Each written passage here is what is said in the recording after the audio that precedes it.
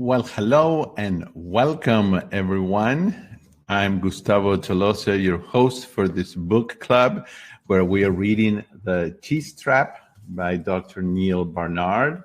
And I'm very glad to see you again.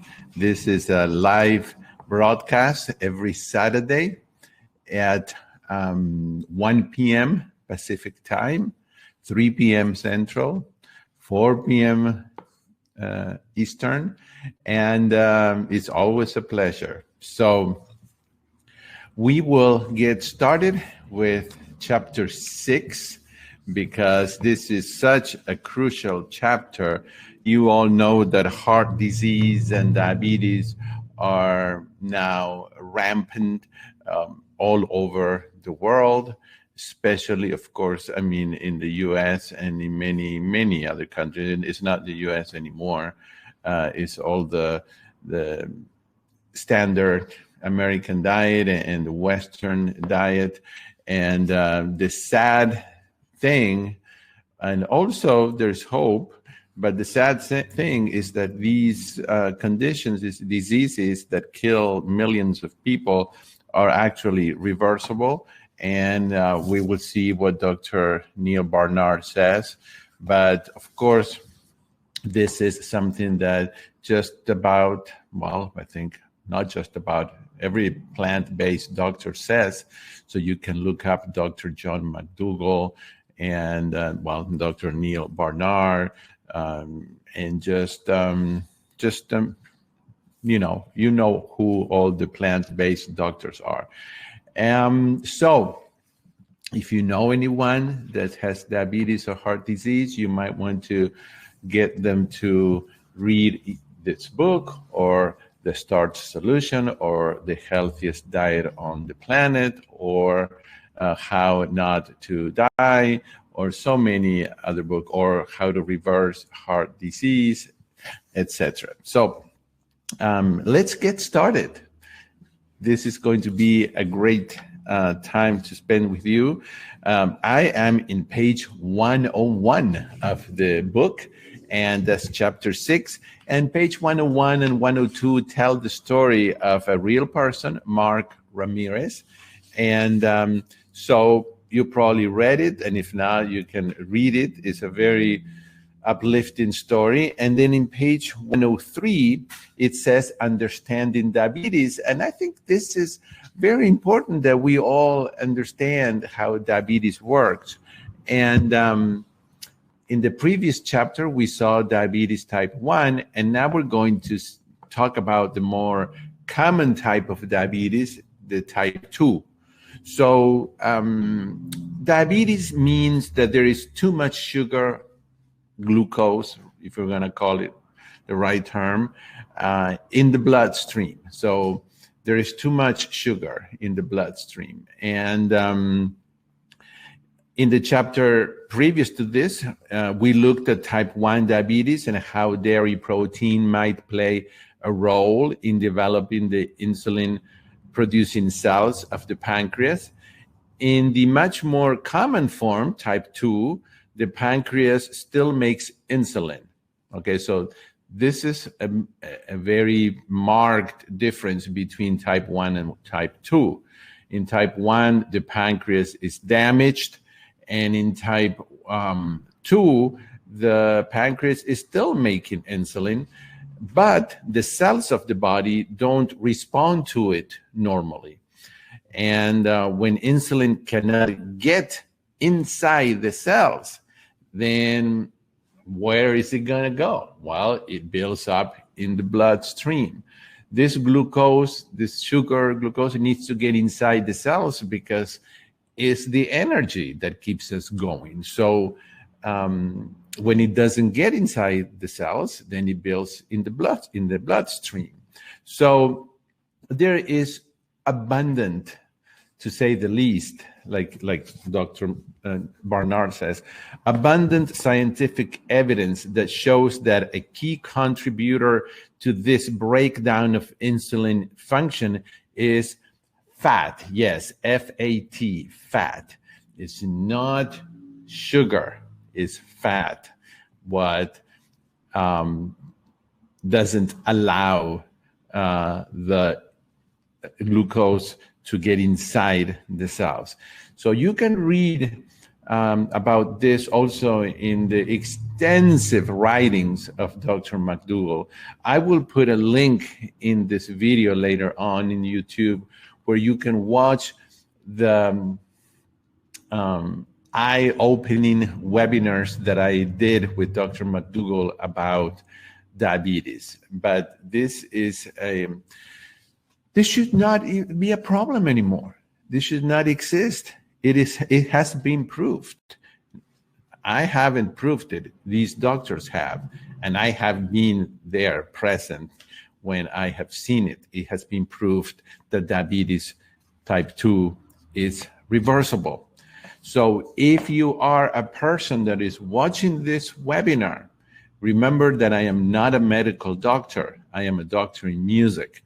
And so you need to, if you're going to stop all of the animal products, you need to be under the care of a doctor, a medical doctor, who will be able to change your medication and your insulin. Dr. McDougall takes his patients off all medication, not some, all medication the first night that they arrive at his program. Many of them are terrified to learn that. And so Dr. McDougall sometimes keeps them on a small doses for their own peace of mind. But he takes them off the first night because he knows that during the 10 days where they will not be having any animal products, their blood sugar is going to drop to normal or 90% normal levels. So you cannot or should not do that on your own. A doctor, a medical doctor, has to do it. And so I cannot stress that enough. Yes, you can get diabetes under control by switching to a whole food plant-based diet, but you need to be under the care of a medical doctor. So Dr. Barnard says microscopic particles of fat building up inside muscle and liver cells stop insulin from working properly. This process occurs amazingly quickly. In controlled tests, researchers have infused fat mixtures into the bloodstream of volunteers, causing insulin to sputter and fail within just a few hours. Luckily, the process is reversible, but we are getting ahead of ourselves. Saturated fat, the kind that is prevalent in cheese and meat, appears to be more disruptive of insulin function than unsaturated fats, the kind in vegetable oils. So there is a difference there. You don't have to have an intravenous fat infusion to get diabetes. You can do the same thing with fatty foods. Cheese has plenty of fat, as you know only too well, and people who eat cheese and other fatty foods are at much higher risk of developing diabetes compared with people who avoid them.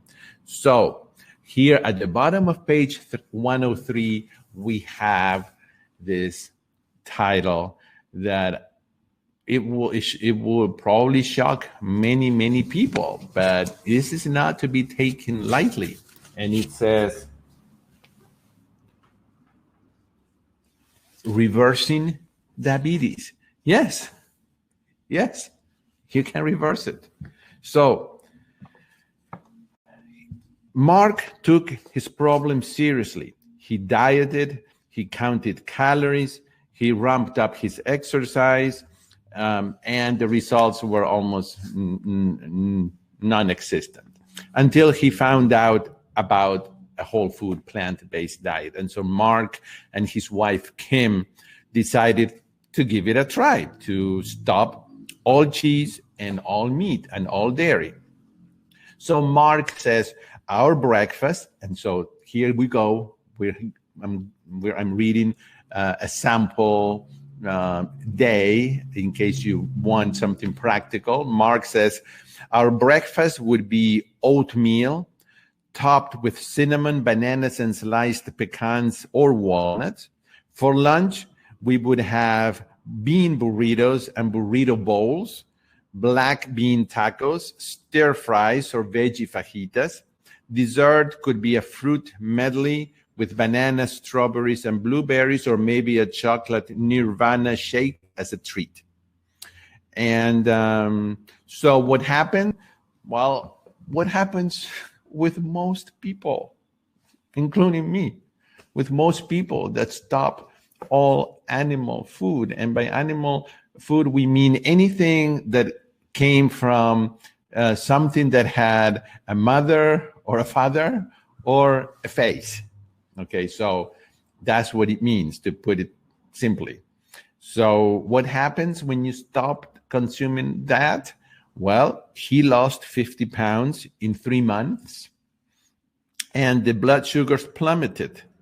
Cholesterol lowering medications had to be stopped, and in less than 2 months, I was off my insulin and all 4 diabetic medications.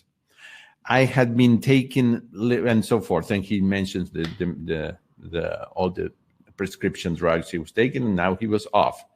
The heartburn, also the psoriasis and erectile dysfunction all disappeared. I was a new man.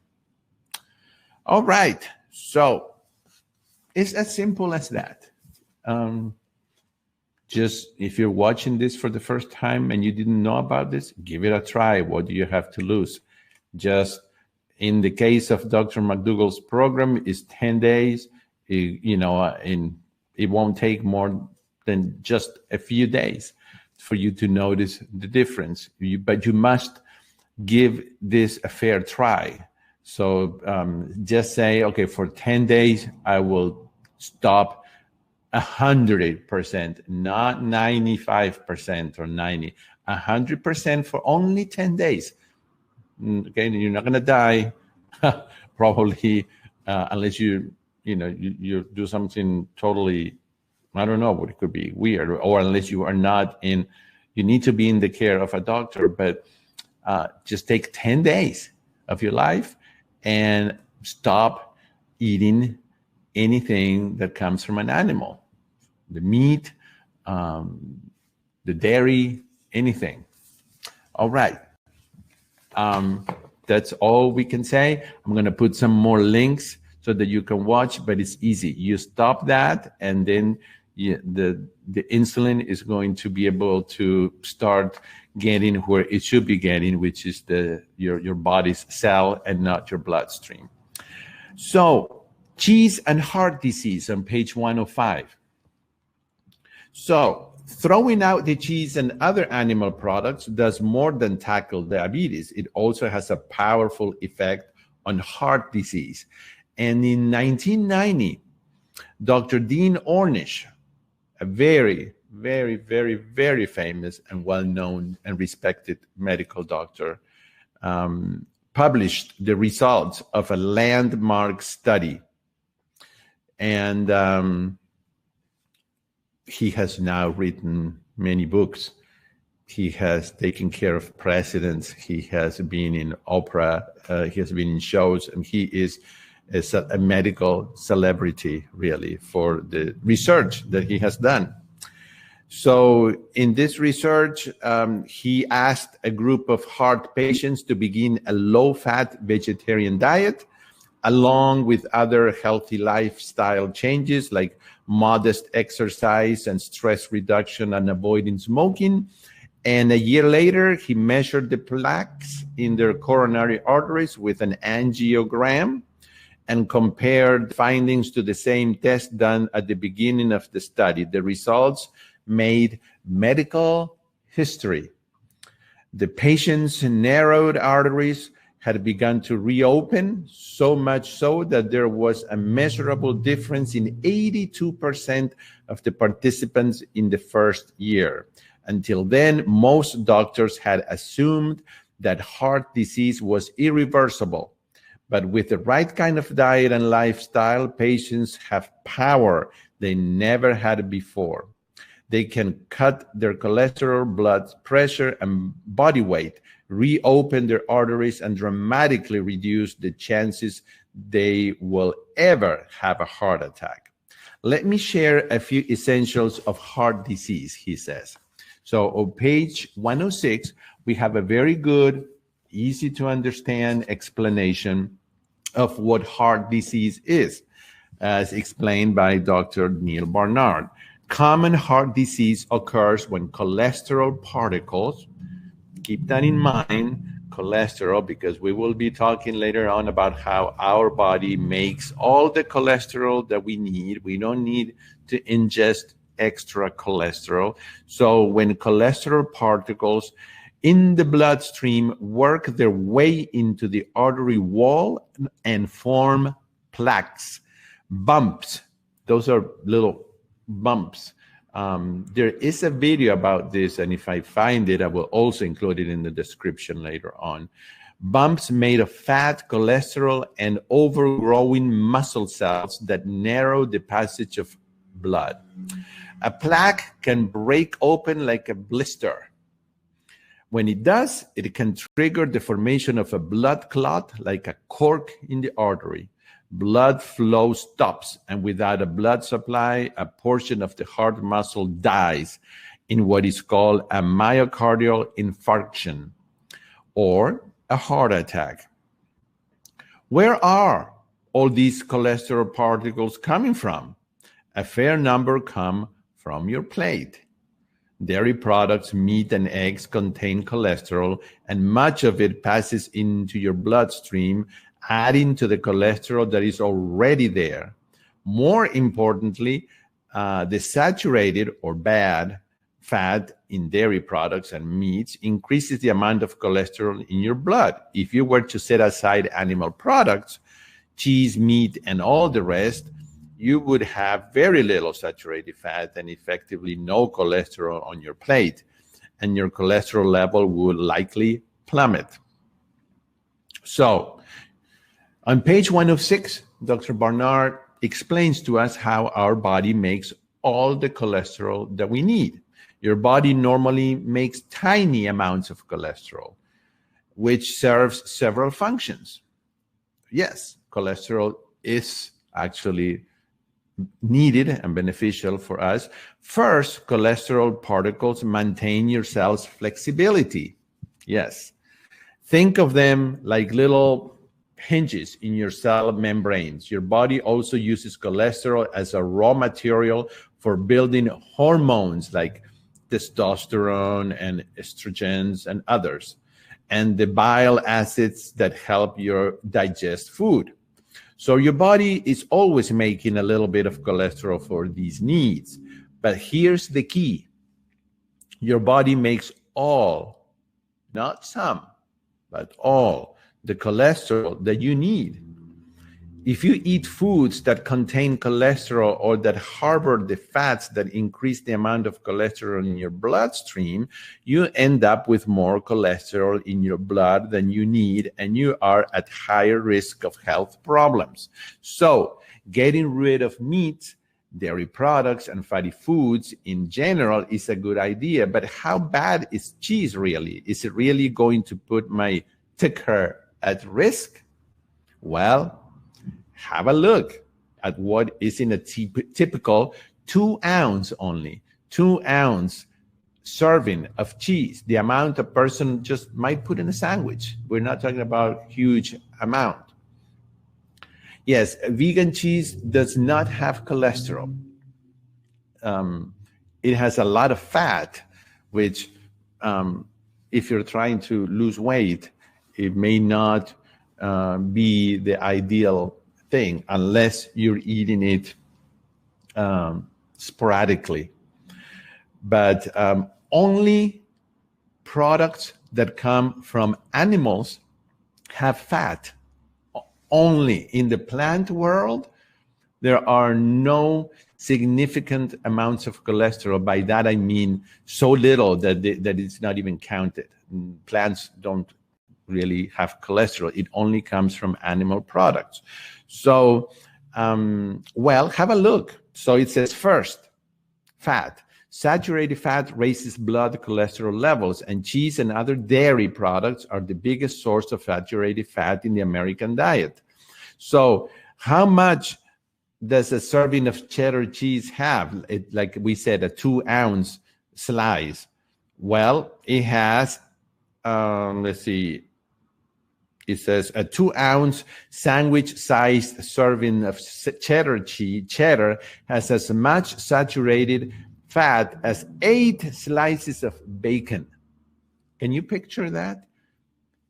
Not just 2 or 3 slices of bacon like you get sometimes in a plate in a breakfast, but 8 slices of bacon, 11 grams of saturated fat, blood, clotting, fat.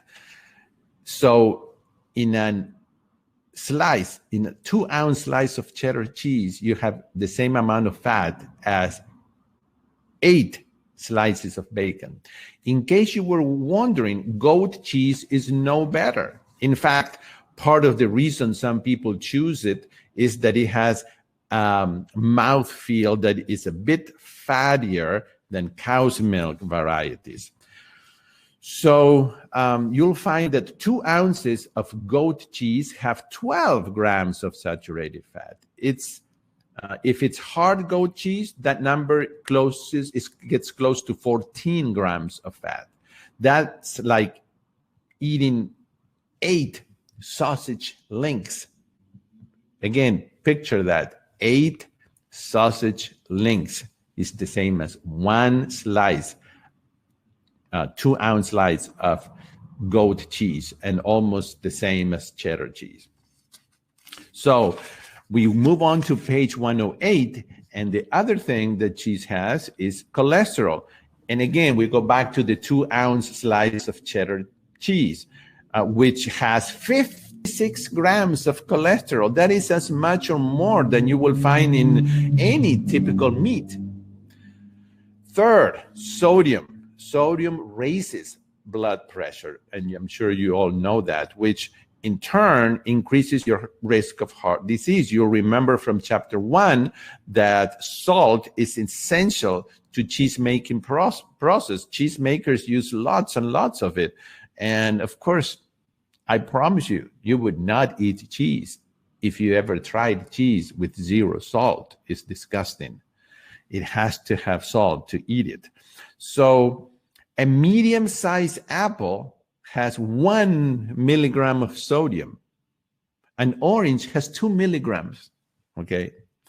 So 2 ounces of cheddar cheese or Munster cheese have 350. So we go from 1 or 2 milligrams to 350. That is mind-boggling. And if we talk about Velveeta cheese, has 800 milligrams of sodium. Just reading that makes my blood pressure go up. Fatty foods like cheese also make the blood thicker. Yes. There is also, I'm going to try to find that video where there's a picture of the bloodstream of someone that ingested a big hamburger and fat, just a meal full of fat. And you can see the bloodstream getting slower and slower and slower and thicker. And it requires more effort for the heart and blood vessels to move that thicker blood along. As a result, your blood pressure rises. So yes, cheese spells trouble. So if saturated fat, and when we say the word saturated fat, which some of in the meat industry and in the nutritional advice that the government gives, and they use the word saturated fat. Just remember that saturated fat means animal products, because they don't want to say don't eat animal products. So they say saturated fat because it's a little more you know, uh, politically correct, maybe. I don't know. But that's what it means. That's exactly what it means. So if saturated fat or animal-derived products are bad for the heart because of the arteries, those same arteries, they also go to the brain. So if it's bad for the heart, it's bad for the brain, like Dr. Barnard says. So it's bad for the heart, it's bad for your diabetes risk, but they may do something even worse. As we get older, many people succumb to Alzheimer's disease, losing their ability to reason, remember, and function from day to day. If there is a condition or a disease that terrifies me, is Alzheimer's, because I have seen it in relatives of mine and in other people, and I think is one of the most heart-wrenching things. It's just even tears up families. It's so sad. Specifically, those who ate the most saturated fat had 2 to 3 times the risk compared with those who indulge less often in these products. This is a study that was made in the year 1993 in the Chicago Health and Aging Project. Why would cheese and similar foods be linked to Alzheimer's disease? The reason might be cholesterol. Researchers at Kaiser Permanente tracked cholesterol levels of 9,844 Kaiser members, finding that the higher a person's cholesterol, the more likely he or she was to develop Alzheimer's disease. Cholesterol seems to play a role in brain changes, just as it does in heart disease. Trans fat, the kind found in donuts and other snack foods, are linked to Alzheimer's disease, just as saturated fat. And certain things are protective. Vitamin E-rich foods and exercise in particular. Notice how it says vitamin E-rich foods, not vitamin E pills. There is a big difference. In the food, it comes in the right amount and in the right percentages, and combined with other vitamins and minerals for the synergy needed, plus fiber and water. When you're taking the isolated vitamin, it's not the same. In most cases, it's damaging. So you want to eat the food and not the isolated product or chemical. If you're interested in more details, let me invite you to look at my previous book, Power Foods for the Brain. Dr. Neal Barnard has a book that is called Power Foods for the Brain. He also has a book that is entirely about diabetes. So on page 109, it says, the industry fights back again. The food industry has not sat still for criticism. It has found elaborate ways to do damage control for the reputation of cheese and other unhealthy foods. One of the nutrition world's favorite myths is the French paradox. So I don't know if you have heard about this or if you know what it means, but basically the French paradox says that, well, French people are thin and they don't have high levels of numbers of heart attacks, and they eat a lot of cheese and butter and wine. So that must be good, right?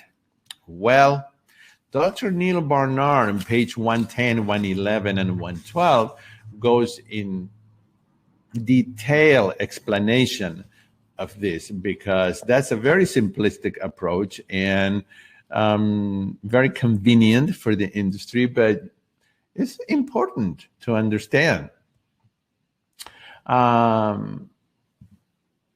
It says, the term French paradox was coined in 1986 by the Organisation Internationale de la Vigne et du Vin, the French wine growers, and the statistics were impressive. So, yes, in France, heart disease deaths occurred at 1/4 the rate in Britain. The take-home message was as clear as price tag in a gourmet food shop. Whatever dangers cheese or cream might throw at you, a bottle of French wine will protect you. The French paradox was the darling of the producers of wine, cheese, and every other product in need of redemption. The French were indeed drinking a lot of wine, or rather, French wine drinkers tended to put away a lot more of it compared with wine drinkers in Britain. The 1988 figures were 13.1 liters per person per year in France, compared to 8.5 liters in Britain. And the French love cheese, Emmental, Camembert, Brie, Roquefort, and many, many others. But cheese and statistics have holes. And we are about to find them. Almost immediately after the idea was floated, it started to run aground. The first problem was that the French medical authorities handled their statistics differently. So that is something very important.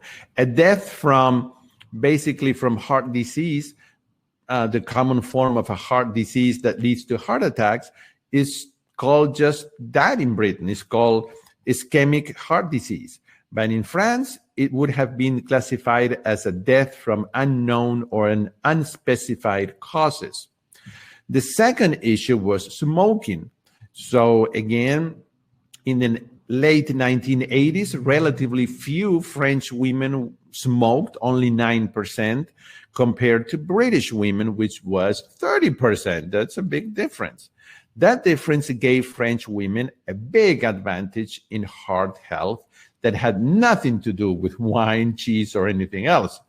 For men, smoking rates were similar between the two countries.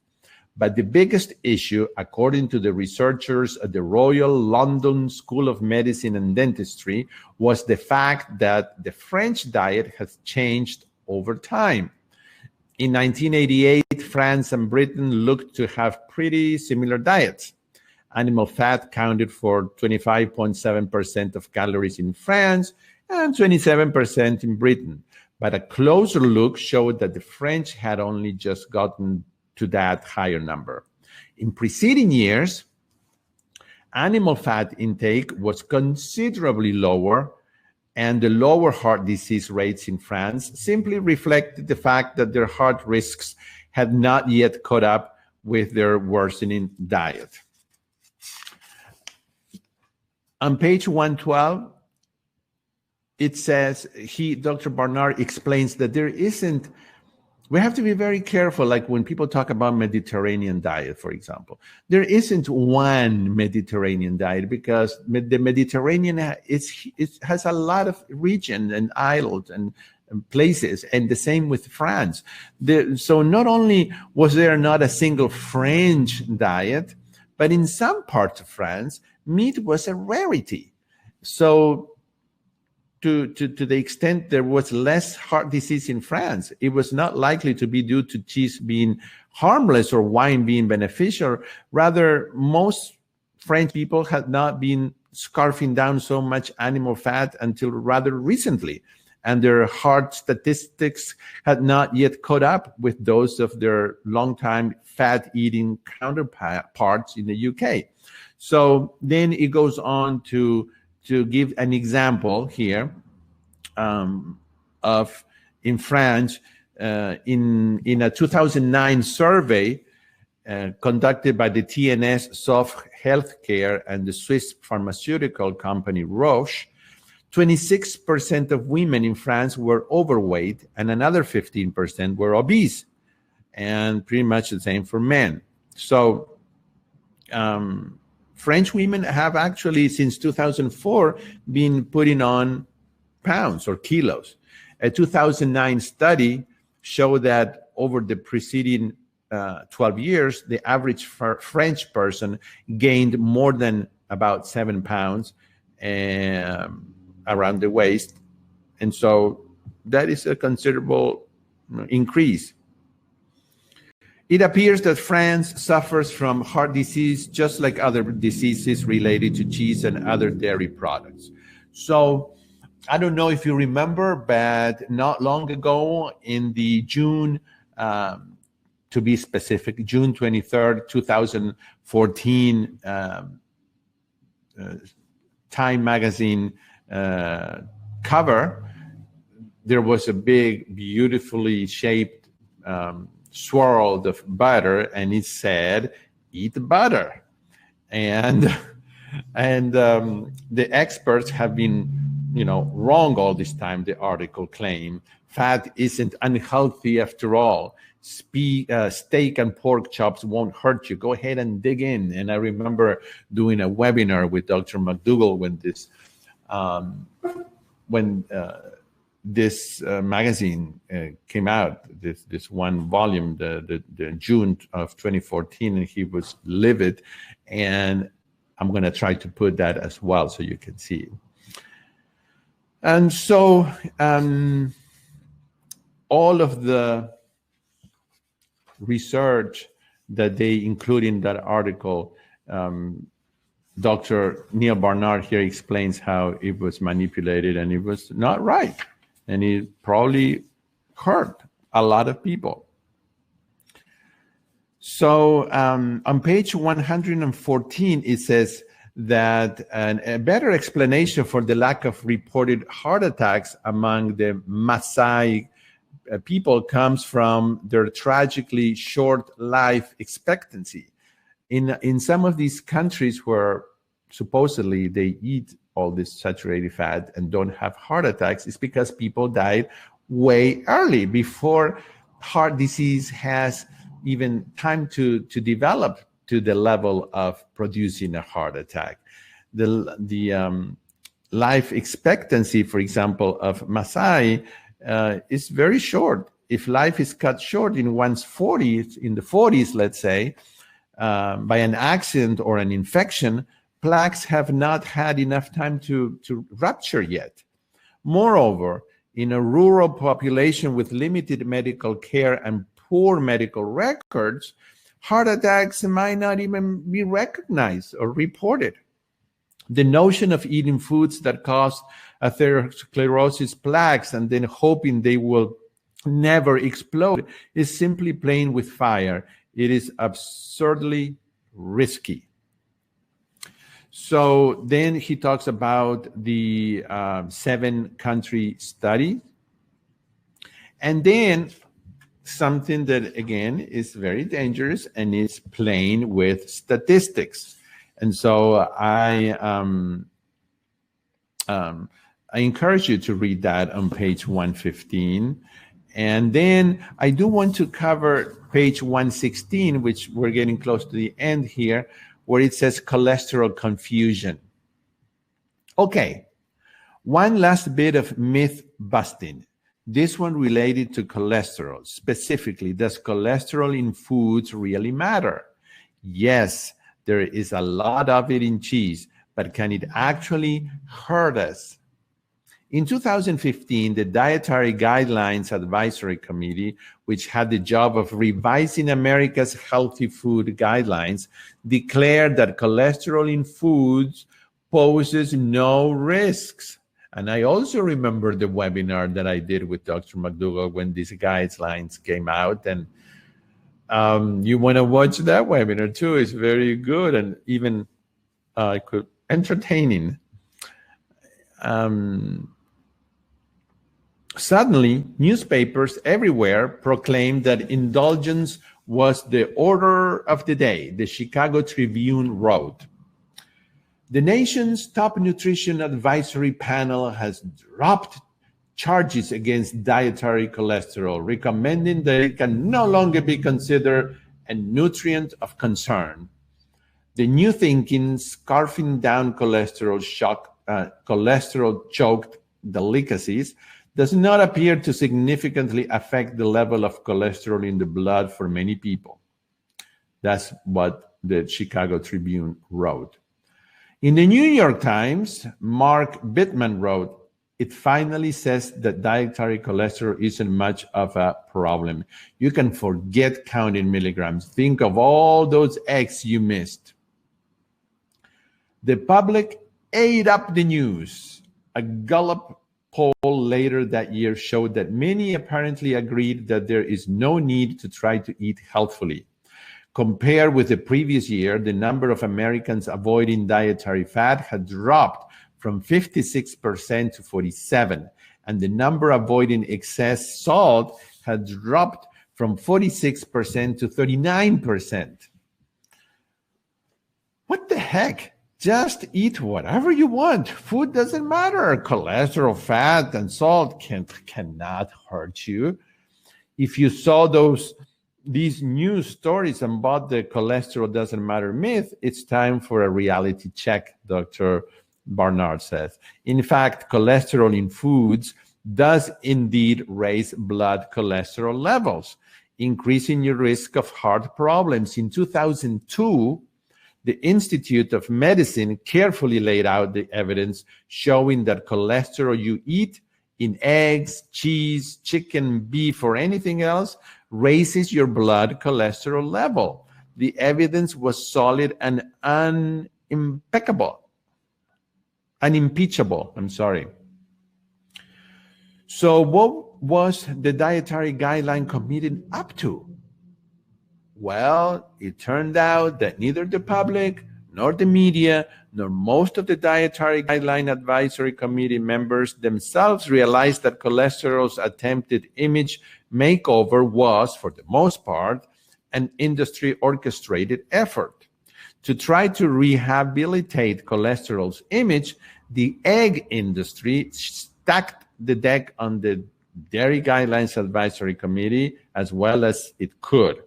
It nominated one scientist who was then placed on the committee, paid for the research of another, and wrote out a check for more than $100,000 in research funds to the university that was home to two more committee members. The egg industry also bankrolled most of the recent research on dietary cholesterol's health effect, designing studies in such a way as to try to minimize cholesterol's apparent dangers. Just when I read this is just very troubling to see how the health of the population is just not the concern, it's the business. The good news is that in the end, industry's attempt at a cholesterol whitewash failed. The government rejected the committee's cholesterol is safe notion and said that, in fact, people should eat as little cholesterol as possible. Unfortunately, many people remember the headlines suggesting there is no need to worry about cholesterol dangers. I think that the damage had already been done. And so that is pretty much the end of this chapter number 6. And next week, I hope to have a very special guest. I'm not going to tell you who it is, but I think that you will enjoy it very much. So make sure you read that chapter 7. And if we have any questions or any comments right now, I'm glad to just chat with you here. I am an example. I had very high cholesterol 7, 8, 9 years ago. And when I went to my first 10-day live-in program at the McDougall Health Center, in 10 days, it dropped like, I think it was 40 points, okay? Which is unthinkable, even with the best medicines available today. So I didn't have diabetes, but the blood sugar improved as well in my case. And of course, I started dropping weight at about the same rate that this man here featured in the book, about 50 pounds in 3 months, and then continued. So that's, in a way, we can make all this very intricate and complicated, but the plain, easy story is that animal foods in the amounts that are eaten today are very detrimental. And I say that because I remember Dr. McDougall saying that really we cannot find a population, if we go way back in history, that was totally vegan. So in most of the world's history, people have eaten meat, but in very moderate amounts because they had to go and hunt it and catch it and then go through the trouble of cutting it and cooking it and then preserving it, which didn't last very long. So just give it a try. Just 10 days with no animal products under the care of a doctor, because the changes are going to be very positive, but they will require the knowledge of a medical doctor. I want to just mention that last Wednesday, I had a ball with my webinar that I did with the professional chef that I invited to my house, and where I taught him how to cook plant-based. He had never heard of it, and I was nervous because this is a true professional chef in a really nice resort, and but he was very positive and wants to learn more. And he showed us some techniques for cutting and things like that. And you can see how from the time that he came in, he was very doubtful about what was going to happen until he left. There was a big change.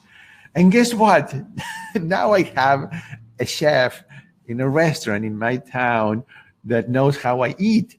So I can go to that restaurant and he can now make me something more exciting than just a salad. Not that salads are bad, but when you have to go out, and every time you go out, the only thing you can order is a salad, it does get old. So that was, you can also do the same.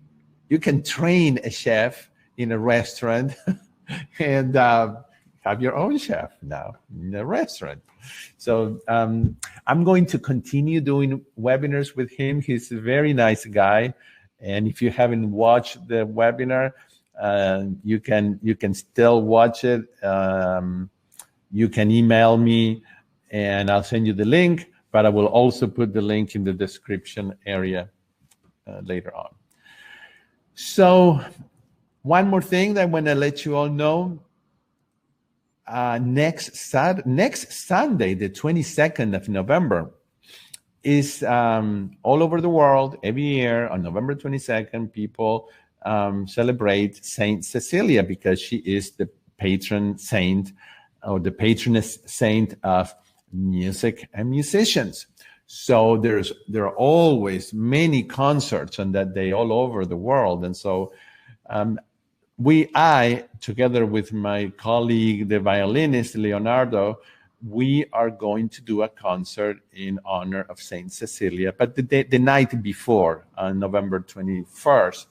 And we will be performing a masterpiece, beautiful and exciting, by Beethoven, which is called the Spring Sonata for Violin and Piano. It's about 25 minutes long.